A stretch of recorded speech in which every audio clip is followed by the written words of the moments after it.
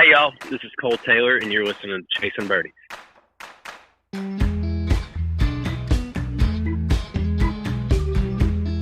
All right, y'all, we're back here for another episode of Chasin' Birdies. Mr. Peppy, what's shaking, baby? What's shaking, baby? There's not much going on this way, bud. Not much shaking. I'll tell you this much. We got a lot to catch up on with you, though.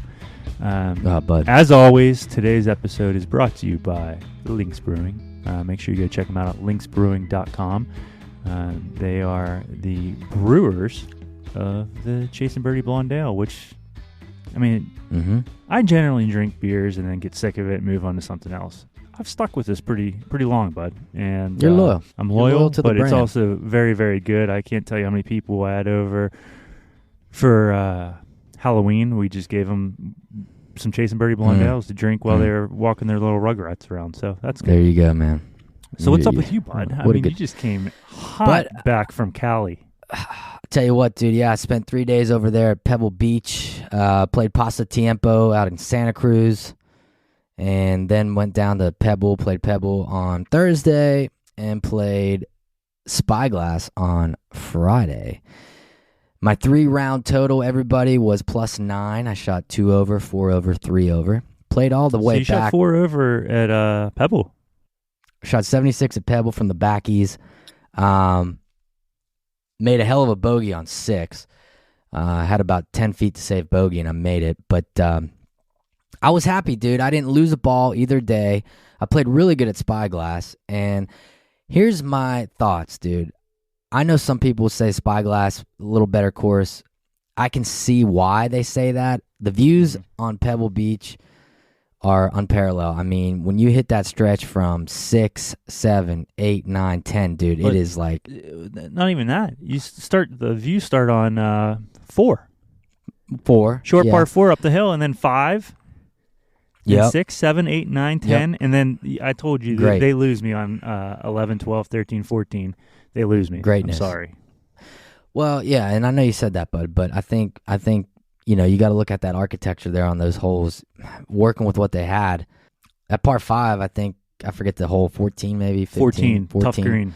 It's a great hole. Where was the pin? Back left? It was. Tough pin placement because everything slopes off to the left, for those of you who haven't played there. But well, and then you switch over to the Spyglass, which was so good. In better shape, I'd say.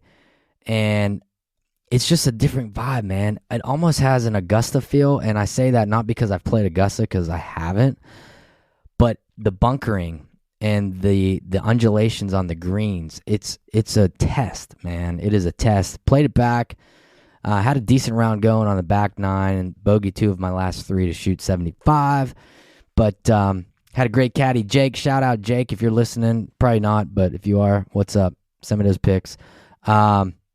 Yeah, dude, so it was nice to play. I texted you and BK, and I'm like, hey, boys, I'm packing for a golf trip in November. I think it's something we should probably implement into the schedule. You know me. That's all you got to do, dude, is tell me, and I'll start the planning for 2024. So 2024, Pebble Beach will be on the books. And then, you know, it's not too far from my place that I've never been, and I would love to go is Napa and drink some red juice. I would... Actually, you could probably just take me there and leave me there. You guys go golfing. I mean, but I definitely. So obviously, my parents and their friends are really big in the wine. So they brought some wines to dinner, and I had a couple glasses, and they were. I mean, I can honestly say the wine is better. It was better. That's like Guinness in Ireland, bud. True, bud. Straight out of the spigot. But no, man, to be able to kind of see that course and what Tiger did back in the Open, especially on 6. I mean, dude, it's just like you realize how bad you are of a golfer when you try to compare it. But then again, who the hell would compare themselves to Tiger Woods? I mean, come on, bud. Yeah, exactly. Today's guest, well, real quick, I will say Spyglass is quick. probably my favorite driving golf course that I've ever played. You play all the way back and coming out of the chutes. I mean, dude. But I got to give a little. Some of our friends might not get out of the chutes, eh? Correct. Yeah, they'd be hitting high right into the trees, high left. No names dropped. But I got to give a shout out over to the Santa Cruz boys. I know a lot of those guys through Link Soul, Casey Rambach, and got to see Hank Ashworth. He showed up at Pasta Tiempo Wednesday afternoon. He wanted to go have some tequilas, but I told him I still had 5 holes to go, bud, and I had to get to Pebble. But back 9 at Pasta, is the way to go. Yeah. Alistair McKenzie, what he did with that course, just the course architecture on the back 9 of Pasta Tiempo. Mm-hmm. So good. And their logo, dude, it's so cool. It's like this little dude sitting there, this like Mexican guy just sitting there. Yeah, under a tree. I grabbed some tees because they're on the tees. So it was great, man. So did you Great hit the little pro trip. shop at all, bud? You're not much of a swag guy like me. No, I didn't hit the pro shop any 3 days. Really? I don't need anything. Really. Honestly. Yeah, I mean, Negative. you didn't even buy like a hat. I didn't buy a hat. I didn't buy anything. Nothing. I mean, that is a slap in the face. You go all the way out there. You don't even have anything. That's so stupid. Yeah. Anyways, our guest today, dude, is we've been, again, I feel like we say this about a lot of people. We've been chasing him, but we have been. And he's a busy guy. And, with the CMAs that just happened yesterday, Yep. our boy Cole Taylor, singer, more of a songwriter in Nashville. And as we mentioned before, he's had some bangers out. He just did one with Hardy. Did one of our favorites, the Three Amigos favorites, Sippin' on Fire. Sippin' on Fire. I'm still singing it, but I don't get it. But it's so cool to talk to these guys. I know we've had a couple of them on, but it's cool because they're all very similar but very different too, personality-wise and all that. And to hear his Augusta stories with Kevin Kisner, I just talked to him the other day. He played Troubadour Friday with Kiz and some other, in his words, some bitches, which I'm assuming are some country singers. Justin Thomas was getting married at Troubadour last Friday. So, You got all the gossip. I got all the gossip, dude. I mean, bud. What's your hat say right now? Stick? Stick. Oh. Crooked Stick. You ever been there, bud? No, you haven't. Never. Speaking of hats, and thanks to Cole Taylor for sending the boys some of the hats from playing through. Great logo. Guy playing golf, swinging a guitar. So you'll be seeing the boys rolling with those. And let's roll it on over to Cole Taylor. Let's do it. All right, guys, thanks for joining us here on another episode of Chasin' Birdies. And today's guest knows a thing or two about writing some hits. We always have some good songwriters here on Chasin' Birdies, and today's guest is no different than that. My man, Cole Taylor from Nashville, Tennessee. What's up, Cole? What's up, boys? I'm glad we finally made this happen. I almost just ran out of air introducing you, by the way. I was just like gasping at the end there, so I apologize. All good. Yeah, we've been chasing you around, man. It's been a couple months, but we're finally here, and it's exciting. I know, man. We're all so busy on each end, so I'm glad that today would work. Yeah, no, appreciate it. All right, man. So it feels like you're down in the South. You're in Nashville. You got a lot of shit happening right now with music. I feel like the whole country music scene right now is just on fire. Yeah, I mean, I think it's just people looking for something real. And something to attach to after COVID, especially. So, and I feel like country music has kind of shifted to that. Not that it hasn't always been real life stories, but I feel like we've gotten into a more organic space, more about just real life things than just singing about drinking in a bar. Mm-hmm. Well, that's what I just played golf with Devin Dawson. I told the cat, and I mean, there's probably going to be a big hit coming out after my conversation with him, but there's no cigar smoking songs. That's true. Right, that's true. And it's funny because I always try to put cigar, like Luke Bryan, he has a cigar shop down in 30A. And every time I think I'm on a Luke Bryan song, I try to put a cigar in it just to be something different that he hadn't heard. It never passes the test, and I don't know why that is. That's like kind of like golf. You put golf in a country song, and everybody in country music golfs, but the second you put golf in the song, it just doesn't work for some reason. Like I would start my song out, Long Ashes and Long Memories with my boys. Yeah. Something like that. But Yeah. Love it. if you need anything else, you just let me know. I love it. So you come from, originally you're from Georgia, correct? Correct. So you're a big Bulldogs fan. I always see you on Instagram with the Georgia gear on. What part of Georgia did you come from? I grew up in Southwest Georgia, a little town called Cuthbert, which is about as big as the golf course. Mm-hmm. I graduated with 18 people. Jeez. Wow. Just small town in Georgia, just south of Columbus, kind of around Fort Benning. I don't know if you guys know where any of that is. Is that near Georgia Southern? No, so I'm Southwest Georgia, Georgia Southern, Southeast. Okay. So I'm right on the Alabama line. I always tell people we're closer to Panama City, Florida than we are Atlanta. Oh, wow. Ooh. So yeah, growing up, especially when we were able to drive, Fridays would be either going to the football game or going to Panama City and sleeping in the Walmart parking lot. Mm-hmm. So all the country music cliches, we were just living them all out. Right. Yeah. So, and that's my next question is, coming out of high school, was music your thing, or was it kind of like, like everybody else, it kind of just happened, right? You fell into it a little bit, or you had a passion for it and you wanted to chase those dreams. We're Birdies. Yeah. I sang in church, growing up. I started when I was 14 singing in church. And then, I'd play the little festivals. I'd have a karaoke track because I didn't know how to play guitar. Mm-hmm. And I went to college in Valdosta State, which is right on the Georgia-Florida line. That's what you call it when you're from Georgia, not Florida-Georgia line. Mm-hmm. So I went to school there, studied accounting. And in the meantime, I found out that you could make money playing in the bars. So I started learning guitar, kind of teaching myself. Mm. I was always an athlete in high school. I played all the sports. So music wasn't a thing until like senior year, and then go to college and make money playing in the bars. Well, it sounds like, that was the thing to do. You got 18 people in your class, and next thing you know, you're out of school, and it's like, well, here we go. You kind of had that innate ability to jump on that. And I had a group of buddies that, we're still really good friends. We've been friends since third grade, and we were all like, okay, wherever one person goes, we're all going to go to college. So we all chose Valdosta State, and I could bring people to the bars, and so the bars knew I had friends that would come pay money to see a show. So it was a fun part of life. So let me ask you this: switching over to your professional life, how'd the move to Nashville happen, and how did that break occur for you? Because you've written songs for Chasin, Aldean, Cole Swindell, Hardy, most recently on Hardy's new album.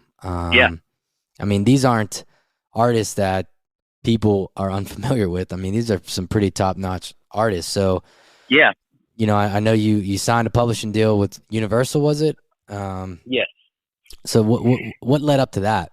So moving to town, it was February of 2013, and Cole Swindell was still selling T-shirts for Luke Bryan, and then Brent Cobb he was best friends with my cousins growing up. So I knew two people when I moved to town.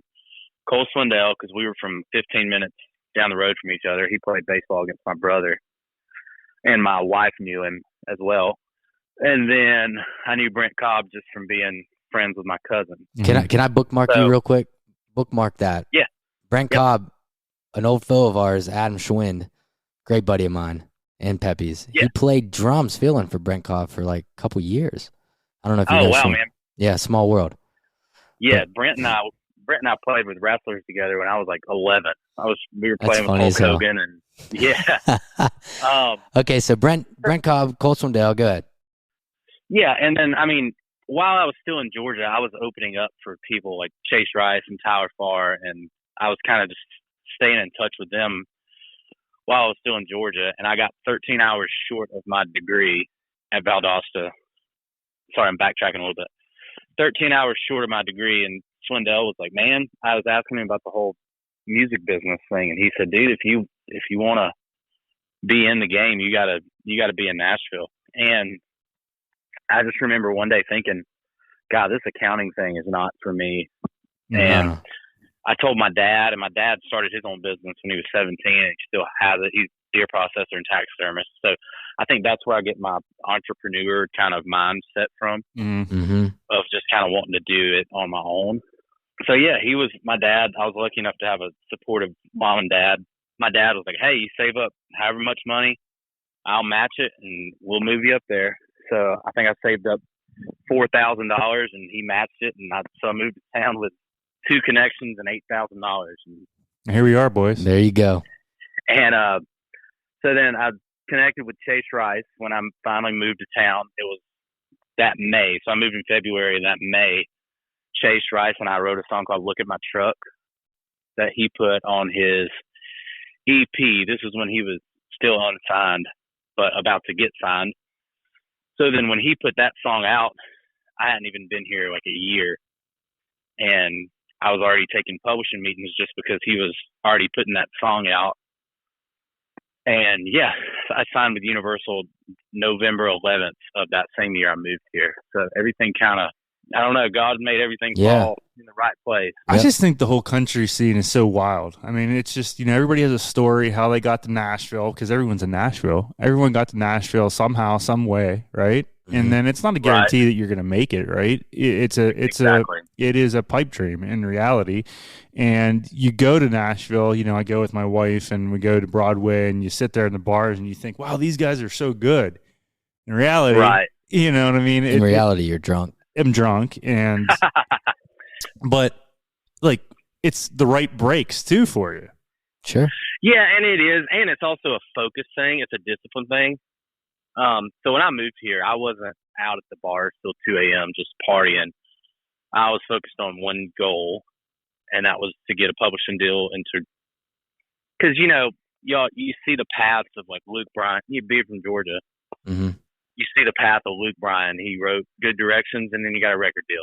And then you see Cole Swindell. He wrote hits, and then he got a record deal. Mm-hmm. Thomas Rhett wrote hits, record deal. So in my mind, I was always focused on writing hits for other people, and then I wanted a record deal.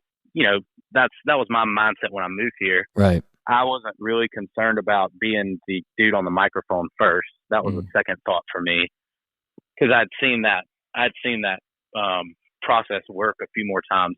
Cole, what's a more gratifying feeling for you at this stage in life? Would it be having a number 1 hit on the radio and watching that song start from a seed and blow up, or is there still a part of you that wishes you were walking out to sold out stadium performing? Man, so people always ask me what happened with the artist stuff, and I was praying really hard about it, and I think it was 2017 that I was kind of just torn 50-50 between being the artist and being the songwriter, and finally just praying hard. And one day Cole Swindell called me, and he's like, "Hey man, just gonna let you know the song you wrote is gonna be my next single." And I was like, okay, I'd be dumb to not think that's my sign to just kind of stick to this writing thing. Mm-hmm. But yeah, I mean, anytime a song of mine comes out that somebody else sings is obviously really gratifying, because there's so many songs that get pitched to these guys every day. So, and that's the thing. That's the thing. Real quick, I mean, like Hardy just came out with that song this week or 2 weeks ago, and no, that was on Monday. Yeah, your name's on it, and he's as hot. It's him, Wallen, and Ernest. They're the hottest guys in country music right now, and you're a writer on that. Yeah, man, that's the coolest thing. I mean, obviously, you try to, as a songwriter, you try to expand your brand. Especially being from Georgia, you get caught in this whole, oh, here's a Georgia boy, he's going to sing about trucks and dirt roads. You get caught in that little group, which is not a bad group to be in. But anytime a song and an artist like Hardy or Morgan or just somebody, I had a Justin Moore song come out on Friday as well. But anytime some of that comes out, it kind of diversifies your writing, and the town starts thinking of you a little bit different than just a dude that can sing about beer and trucks and girls, that's the cool part to me. Yeah. And soon to be cigars. Yeah, cigars. I think too, again, the other interesting thing about country music, and we've had some other country artists and songwriters on our podcast, is that how close everyone is, and everyone wants everyone to succeed. And that's kind of cool, because it's like, you're friends with Thomas Archer and Devin Dawson and Ray Fulcher and all these guys. And in reality, yeah, you are kind of competing against each other, but at the same time, you're supporting one another, and you're friends, and you go golf, and you go out to dinner with each other, and you travel together. And I just think that dynamic of the country music doesn't get talked about enough either, because yeah, it is competitive, but at the same time, everyone's pulling for one another. Yeah, 100%. Yeah, I mean, it is. It's one big family. Yeah, it's competitive, but there's always there's a lot of people recording a lot of songs, so there's always room for everybody. You know what I mean? Obviously, you want to get yours, but you don't want to bring somebody else down on the way to get yours. You don't want to step on anybody's toes or push somebody down, because after we're all chasing the same thing. So to kind of put somebody else down is just not. It's not in the country music blood. Absolutely. No, and honestly, I mean, I've seen people try to do it and then they get kicked out just as fast as they got welcomed in. That was what I was going to say, man. You do something to cross someone, your name is guard a little bit. Yeah, we just have some kind of understood rules that I mean, it's just life. It's just being respectful and just being a good person. That's all the music business is. What is your most ideal setting for writing a song? Are you better off alone, starting to conceptualize an idea? Is it in a group setting that you really excel? What's for you? What's the best? So every day I try to write at least one song. Usually right now I'm writing with 2 other people. It usually starts at 11 my time. Sometimes I'll do 9 to 11 and then 11 to 2 or 3. I heard Red Aiken say right when I moved here, he said, man, I don't write by inspiration, I write by perspiration. So the more songs you write, the more chances you have that you're going to find a great one. And I always tell people you have to get through the bad songs to find the great one. So just write something. And I've had songs get recorded that I didn't think were any good. And then I've had songs that I thought were really good not get recorded. So you just never know. It's all up to somebody else's opinion, right? Sure. So it's like, it's not up to me if the listener likes it. It's up to the listener. So it's up to me to just make up something that maybe the listener would like. Now, do you start with framing out chords, the music first, or do you start sketching lyrically first? You really start with an idea, ideally, because if the idea is good, it's just going to write itself. Yeah. But if you're just writing another song about a girl in a bar, then you have to find a creative way to do that. You got to dig deep. But if the idea is right, the creativity just kind of falls out of the idea. Mm-hmm. Yeah, that's interesting. If the idea just sounds like something you've heard, you have to figure out a way to make it sound like something you haven't heard. That's like I had a Justin Moore song just come out. It's called You, Me, and Whiskey. It's him and Priscilla Block. And you look at the title, it was my title, and Jesse Alexander was like, okay, I get the title. We could easily make this a bar song, but how do we make it something cooler? And it's literally about a couple that works 9 to 5, and they just need to kind of turn everything else off and just stay at the house and drink whiskey all night. Yeah. And kind of get back to their basics when it was just that. You know what I mean? Sounds like a good relationship, though. Yeah, exactly. Just stay home. Mm-hmm. With me and my wife, the realistic one is you, me, and red wine. I am a red wine guy too, so that's nice. Now you don't get as many headaches, right? Is it basically a 3-year cycle though? You write a song and then basically 3 years later, that's about the ballpark that it comes out. Somebody gets a hold of it, and it comes to fruition. It's all different. Mm-hmm. You're talking about the Hardy song. We were in Texas in February when we wrote that song, and it just came out on Monday. So that's not a 3-year cycle, but for me, I mean, a few months. Yeah, that's quick turnover. But then I've had songs that are 6 years old that just got recorded. That's crazy. That's crazy. So they're all different. It's all timing. It's all who's recording what, when, what songs you have to send to them, and if they like them. I mean, I would say on average, a fair cycle thing would be 2 years, maybe a year and a half. This is give me a ballpark on this because I know you're not going to know the exact number. How many songs do you have that you have written just sitting there? Just sitting there? Yeah, I mean, probably 600, Jesus. 650. What? Maybe even more than that. I usually end up at like 220 to 230 a year, and my 10th year. Yeah, so it's way more than that. I'll be starting my 10th year in the state. So you're like in like 2,500 songs are just sitting there. Yeah, probably. Dude, do you keep those in a safe or what? I don't know. They're all on they're all in a computer-based Okay. program. Like Cloud or something. Yeah, so I have 8 years worth of songs that are in the Universal catalog, is what they're called. And then I just started my new deal with Red Creative and Sony. I started that back in November, so I'm almost still in my first year there. And I know we're 230 songs into that one already. Your typical day is 9 to 11 and then 11 to 1, and then the rest of the day, are you pegging it up most of the time? Sounds like your schedule, bud. Yeah, it's 9 to 11, and then 11 to whenever we finish that song. I try to be done at 3, and then the kids get home around 4:30. So I might hit the range a little bit from 3 to 4. 3 to 4:30 is like daddy time. That's your sweet spot, right? I might go somewhere, catch a ball game, have a beer. I might just go hit the range or just kind of come home and work on something outside. But where did the love? Because you love golf, man. Like, you were all about golf.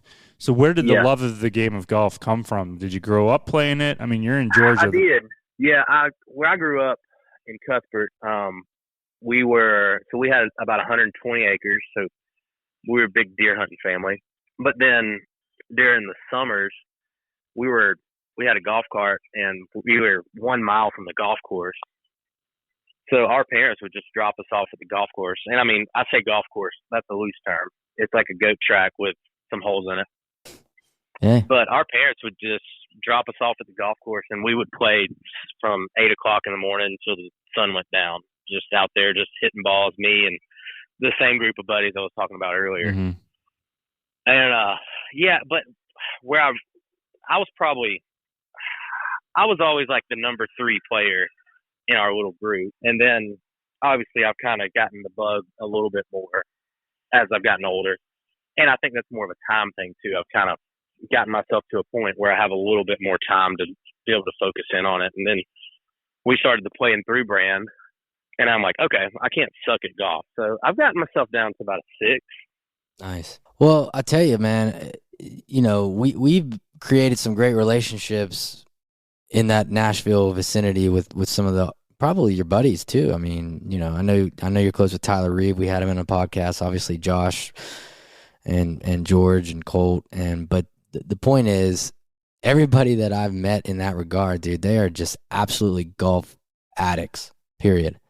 George Birch can hit the ball really good. Oh yeah, I've seen him hit it. I've seen him drive it on at number 1 on Oakmont. I mean, the cat can play some golf. But down in Nashville, though, I know you mentioned recently you were near or on Old Hick, and is that primarily where you play golf in Nashville, Cole? Yeah, there's some tournaments that, like, tomorrow there's a National Publishers tournament, the Hermitage, so I'll play on that. I live on Old Hickory now, so it's just, and I've been a member there for 5 years, so I love playing out here. I love the course, the people around it. I'm not sure. I don't really like the high-end, snooty country clubs. Mm-hmm. Yeah, you want to go somewhere you can have your hat backwards and a shirt untucked. Well, I want to wear my hat in the clubhouse. So. Yeah. That's the biggest thing for me. Yeah. Unless I'm at Augusta, I'm going to wear my hat in the clubhouse. So, I mean, you brought it up right now, Augusta. You've played it. Yes, twice. It's what? Crazy. Yes, he's played Augusta National, bud. So you're on the outside looking in, my man Ryan and I. But tell us a little about it. Who'd you play with? I mean, it's one of those things that unless you're a golf nut, that's heaven, right? Yeah, it was pretty amazing. So the first time Kevin Kisner invited us to play his charity tournament for the Kevin Kisner Foundation, and it was me, Dallas Davidson, Tyler, and Cole. And Kiz texted us like, "Hey boys, we'd love for y'all to play my event. Obviously it's a charity, so I can't pay you, but I can get you on at ANGC." And Tyler texted me on the side. He said, "That's Augusta National, right?" And I was like, "Oh, I'm in." And so yeah, we went down and played, and then woke up the next day hungover because we stayed up all night in a putting contest with Gary Woodland and Max Homa and HC3. Oh my God! Till like 2:30 in the morning. So we wake up, heads are hurting a little bit. But we show up, and I mean, it's everything you want it to be. Yeah, it just looks like. I mean, I just wanted to have a nice little chicken salad sandwich at the 19th hole, go out, play a little bit, and then hit the pro shop up. All right? Mm-hmm. Yeah, the pro shop. I did some damage in there, but it's funny. They come up and they're like, "Sir, what do you want to eat?" We're like, "What do you have?" And they're just like, "No, what do you want to eat?" Done. So anything you want, they got it. That's awesome, man. That's like Butler National up in Chicago. I don't know if you've played there. No, I haven't played a lot of golf in Chicago. Great city for golf, but Mm-hmm. Butler National, same thing. What would you like for dinner? Yeah. I said, I don't know. I need a menu. Well, what do you want? Well, what's good? Swordfish is really good here. I'll take the swordfish. All right. Well, what side do you want? Here we go again. Like, yeah. Can you just bring me some food on a plate? So you're playing through a group, and I know that Tyler had been in touch with me earlier this year when you guys were down on that course, the Valley course, whatever it is. Sage Valley. Yeah, and I couldn't swing it to try to make it down there, but I wanted to show up and see you boys. So playing through a group is basically a collaboration with you, a couple other artists, and you take it to private clubs. Can you elaborate a little bit on that? Because I think it's a genius idea. Yeah, so Tyler, and Cole Swindell started the company together. And it all started kind of during COVID when we were thinking, okay, we can't tour, so where can we go? Mm-hmm. And we were doing Jim Furyk's event, which they always do at Sage Valley, and we just kind of go down, play for the sponsors, and then everybody loved it. So we're like, okay, maybe this is our thing. We just do like a writer's round type thing, but always just like have Cole Swindell with us, and always do it on a Sunday night where it doesn't get in the way of his tours and all that. So yeah, we started coming up with it, and we're like, what should it be called? And I think Swindell was like, what if we call it Playing Through? Perfect. Mm-hmm. It was one of those things. It's like the first thing anybody said was like, yeah, let's do that. Yeah. So then we started talking about the logo, and we're like, what if it's a guy swinging a guitar? I love that yep, logo. So sounds good. So now, obviously y'all seen the hats. We're kind of shifting into that world a little bit. But yeah, the show we did Yellowstone Club. Oh, damn. It was me, Tyler, Old Dominion, and Cole. That was one of my favorite shows we've done. We did Sage Valley in June. We were supposed to do Dismal River in Nebraska, but it sounds crazy me saying this, but the hurricane hit Florida, and a lot of their members are there. Yeah. They're in Florida. So we had to cancel that one. That was supposed to be in October. But we tried to do one kind of a season Mm-hmm. where it's not so much on the artist and Right. not so much on our planning, but we do a charity. We have a charity aspect of it kind of in the middle of the concert where we auction off guitars, VIP passes to any show, sometimes custom golf carts. Wow. Damn. But every time we've raised at least $100,000 for charity. That's awesome. It's fantastic that you tie the charity aspect into that your concert, because you're giving people an experience that otherwise they would not get, that close to people, the stories of the songs, etc. Right. And we try to keep it to like 300 to 500 people. The less people, the better the experience. But 500 people, you can still get that so close you could feel all the songs. And, right. You can't get that anywhere else, really. And that's what we're working on right now, playing through, coming to Nemacolin in June of next year. So yeah. I know that Tom has been in touch with you, and that's going to be dynamite. I think it's June 4th. Yeah. We can't wait for that. Yeah, Nemacolin's, it's incredible, man. We're here right now. Actually, we're here right now. They're great nice. Sponsors of the show, phenomenal people. So you guys will love it. But no, I think that's a really cool way to kind of blend both realms together. You got the country music scene right now kind of doing its thing, really, really taking off. I mean, at least from my perspective. But then golf, obviously, with COVID happening, golf has really shot upwards a little bit.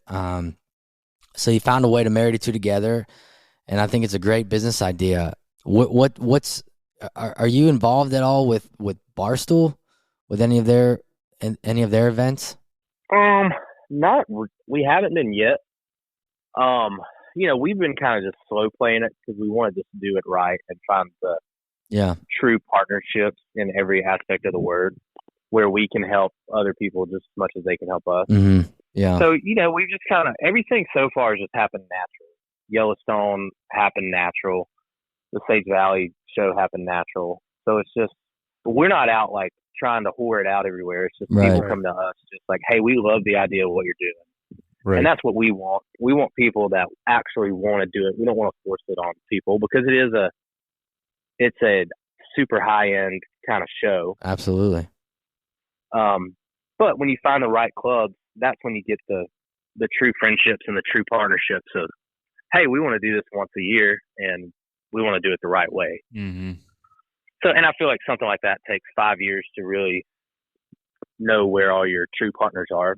But we've been so lucky so far, kind of branching out, like I said, into the hat, shirt kind of world and getting the brand out there. It's been great. So it's you, Cole Swindell, Tyler Reeve, the three of you, and then do you switch out an artist? How do you go about potentially recruiting? It kind of depends on the club. Like if the club's happy with just like us three, then we just kind of do that. But then if they want another artist, then the price increases, and it's just different talks of, if there's two artists on stage, then obviously that's going to be more of an expense than one artist on stage. Mm-hmm. So yeah, we usually just start with me, Cole, and Tyler, and then we just kind of let the club decide what they want to do, what they can do. And with Cole, he's on a rocket ship right now, so yeah, everybody's knowing who Cole is with Heads Carolina, and if they didn't already know who he was. Yeah, no, that's for sure. Killing it, man. That song was great when that thing came out. Yes, he's crushing it. I'm so happy for him. Well, and he's a good golfer too. So when you boys are out there, are you, at your handicap, you giving it to him a little bit or what? We all go back and forth. Tyler is a little bit more consistent than Cole and I, but I've beat both of them, and they've both beat both. Like Cole's beat both of us, and Tyler's beat both me and Cole. So we're all pretty even. Now, when you're on the course, I know the whole everybody country music drinking, like you said, right? When on course, you boozing, transfusions. Oh, yeah. What's the drink of choice out there? Oh man, my go-to lately has been a little tequila soda lime, trying to lay off the beer. But dang, tequila transfusions are good too, which I learned at Augusta. That's where this started. It's actually called a confusion. A transfusion is no alcohol. A confusion is with alcohol. What? Wow. That came from the bartender at Augusta National. And I'm going to do whatever they say, because I feel like that increases my chances of getting there. Augusta's where it originated. The transfusion did. I didn't know that. I went to order a transfusion. He said, "You mean a confusion?"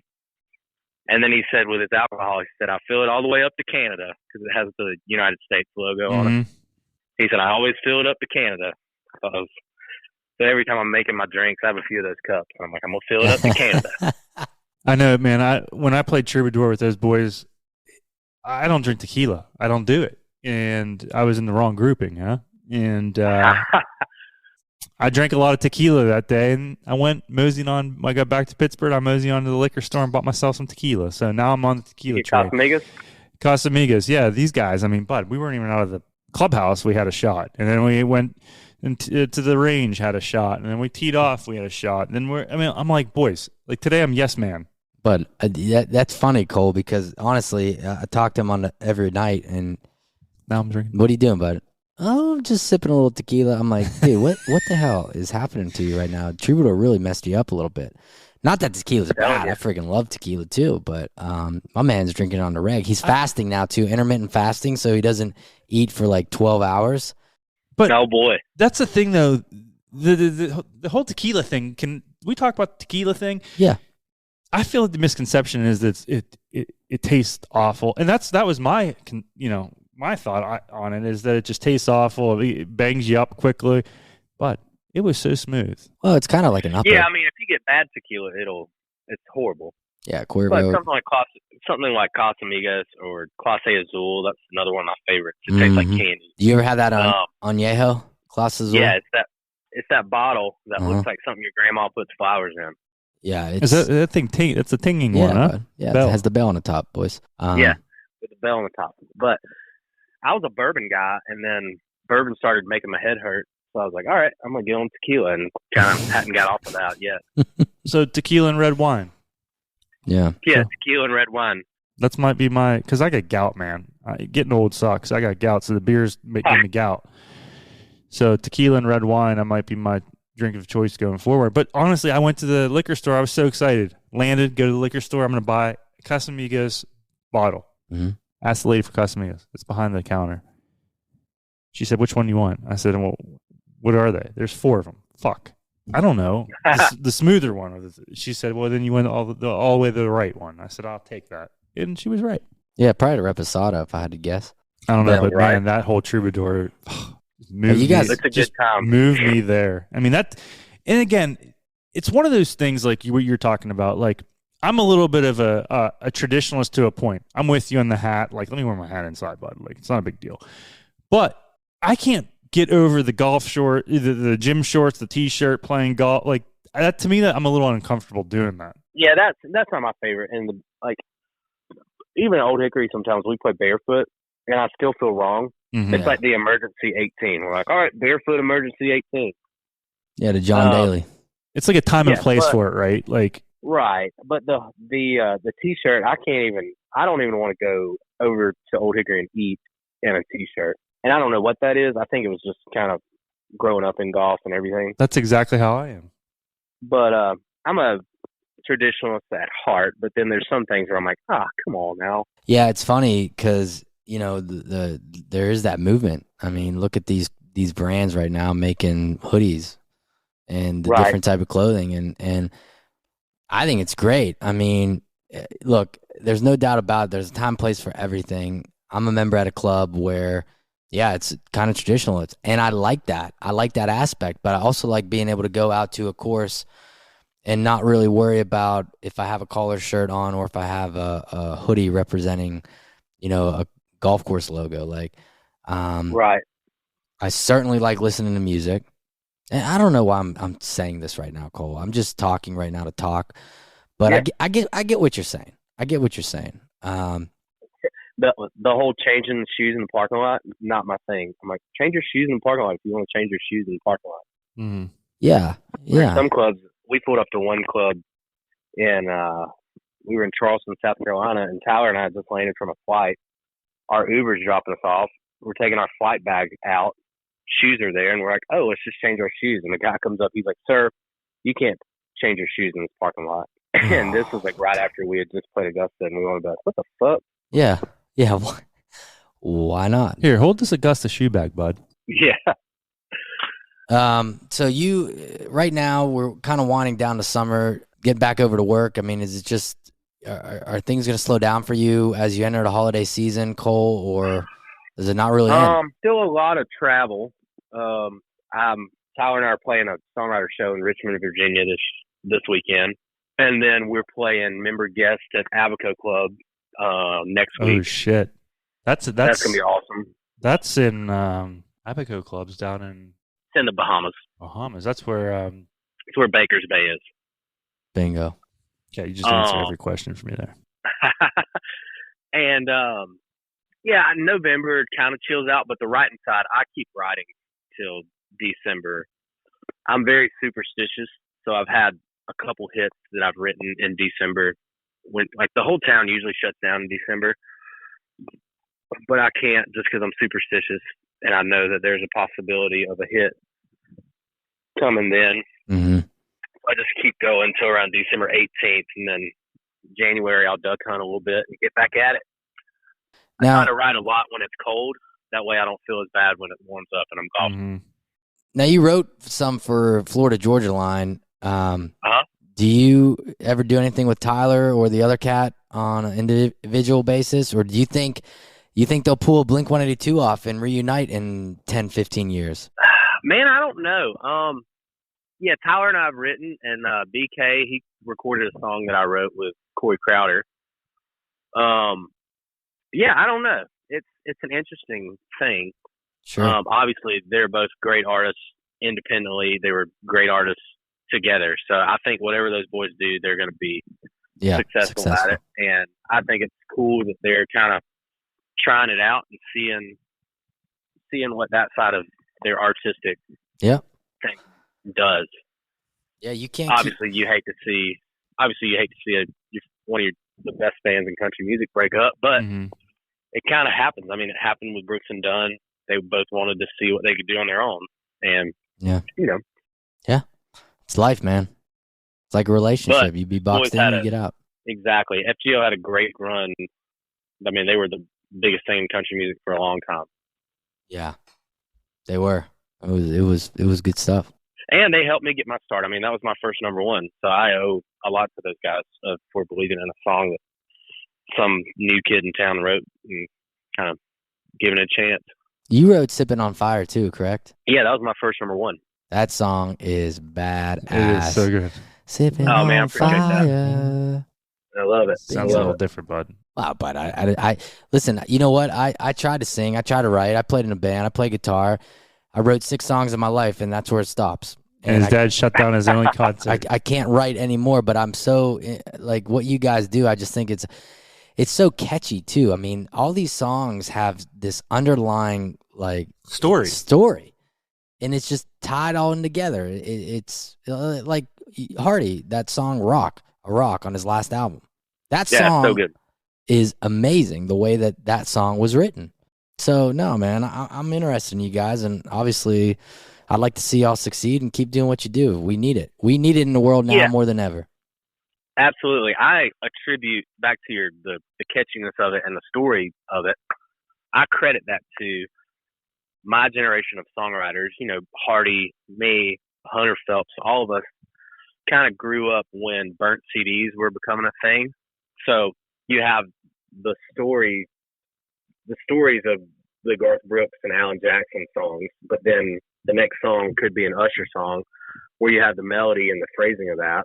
And then the next thing could be a rock song where you have the chords to that song, and your whole head's kind of just a burnt CD, and you know how to do a little bit of all of it.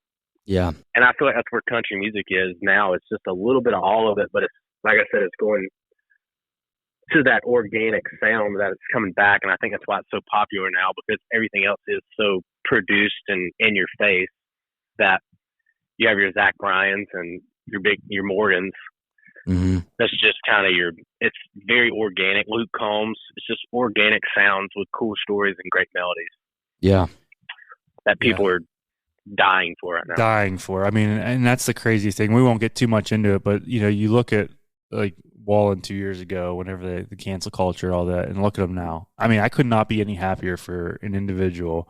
Yeah, man. It's easy to kick a man when they're down, right? And he has come out on top, and he's doing things right. And I mean, it is so fun to watch, and it's so fun to watch all you guys. Like I said, dude, I think it's so badass. Everyone's so close in this industry. For the most part, I'm sure there's people that some people don't like and blah, blah, blah, blah. But for the most part, everyone's tight. Everyone wants people to succeed. And you guys all love golf. And that's why we're here. That's it, baby. Yeah, there man. it is. Love it. We love it, man. Well, listen, Cole, it's been a pleasure hearing your story, kind of hearing your start. Obviously, you had some great success, so wish the best for you in that regard. And obviously, can't wait to play some golf with you at some point in time, my man. Especially we do it up here in Nemacolin. Yeah, y'all say when. Yeah, I enjoyed this. Let's trade some swag soon. Yeah. I'll send y'all a playing through hat, and we'll get some swag switched over. But we're gonna switch this over to our last segment of the show here, called the Tap In segment, brought to you by Bettinardi Golf. For those out there, check out Bettinardi at bettinardi.com. Pepe's gonna ask you some questions, and here you go. All right, cool. Lowest round and where? 76 at Old Hickory. I wish it was 76 at Augusta, but 81 at Augusta. That's damn good. Most memorable song performance. Memorable song performance. Oh, that's easy. We did. There was a thing the Peach Pickers used to do. It's called Georgia on My Mind, and I got to play "Sippin' on Fire" at the Ryman Auditorium in a writers' round with some of my best friends, Travis Benning, John Langston, and Jordan Rager. We did this thing called Four-Wheel Drive. That's sick. So it was my first time at the Ryman and representing the state of Georgia and everything about it. Well, Ryan's not going to be at the Ryman anytime soon after that Sippin' on Fire you just gave. Favorite concert venue? favorite concert venue that I've played, or just in general? In general. I've never been there, but it was always a dream of mine. I feel like Red Rocks would be my favorite. It's dope. Yeah, I mean, Red Rocks is kind of the go-to for everybody. Mm-hmm. All right, last question. What are you chasing? I'm gonna be chasing birdies in a little bit. Let's go. In life, I am chasing. I just want some number one songs as a songwriter. Number ones are just like, once you get one, you want more. So yeah, I feel like every day is kind of trying to find that idea. I'm always chasing ideas that'll turn into songs, and chasing songs that'll turn into number one. Yep, love it. Chasing hits, man. Chasing hits. I love it. Love it. Cole, man, it's been awesome, dude. I appreciate you joining us here on Chasing Birdies. Yeah, guys, I appreciate y'all so much. I love what y'all do. And we're going to keep it rolling, bud. We'll see you at Nemacolin. Man, that Cole Taylor, man, what a nice down-to-earth cat he is, huh? Love it. I love it. There's something about the country boys. It is. Drinking beers, smoking cigars. Needless to say, there might be a cigar song coming out soon. And he probably said he liked the idea, and he probably really didn't like the idea and thought I was dumb, but whatever. Won't be the first. No, won't but be the last. dude, to have that many songs written. I mean, think about this, people. Like, I know we're not in that world, but like, think of your job. Like, do you have excess anything with respect to your job? Probably not. And they just got 600-700 songs laying around. It's like, damn. It's like, it's wild. So you got one, bud. You have one song that you wrote, and your dad shut it down. Yeah, three. I know. So that's fantastic, and I can't wait to bring the boys. They're all coming to play in through groups, coming to Nemacolin next year. So stay tuned. We got some special guests coming with them, and we do want to thank Nemacolin for being a sponsor of the show. We love it up there. I'm actually here right now. If you can, I was going to say, it looks like you see are, behind me a statue, beautiful woman. But Nemacolin.com. It's Thanksgiving's not too far away. The Christmas coming up. Elf Tuck In. Parker and Peyton love it. So we'll be doing that. And brunch with Santa. Bash is one of Santa's little helpers at brunch. So if you guys want to come up and check Bash out, he gets dressed up like an elf. So go to Nemacolin.com. Check the boys out. Tell them we sent you and book your reservation. Yeah, man. I love it, man. I love it up there. Thanks to them again. And thank you, Cole.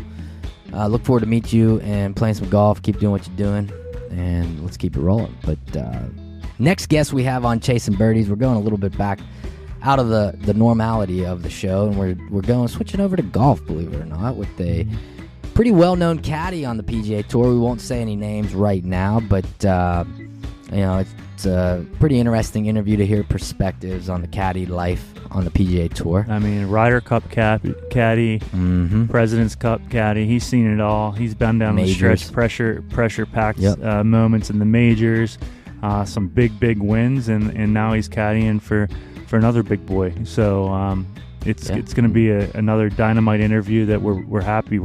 I know you're super stoked at. Oh, so yeah. I can't. I mean. Yeah, so that's going to be a good one here, guys. So make sure you tune into that on our next drop of Chasing Birdies. And, share it. Maybe talk about it a little bit with your people, inner circle. We all need a good caddy in life, by the way.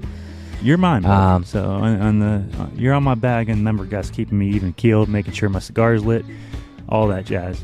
Clubbing you good, baby. Please go over to chasingbirdies.com, guys. We got some cool merch up there. The holidays are coming up. Get your significant other, your husband, your boyfriend, or your buddies. Buy them some hats. We really appreciate it. The brand is everything for us. Chasing Birdies. We're all chasing birdies in life, not just on the golf course. So chasingbirdies.com and then chasing_birdies on Instagram. Like, listen, love. That's all I can say now. Yeah, guys, we really do appreciate all the support, and thank you to Rachel London and Jacqueline DiPaterio for your social media help. Evo over at Simpler Media, thank you for all your production support, and anybody else out there for listening, whatnot, thank you too. Have a good weekend. We'll check y'all on the flip side.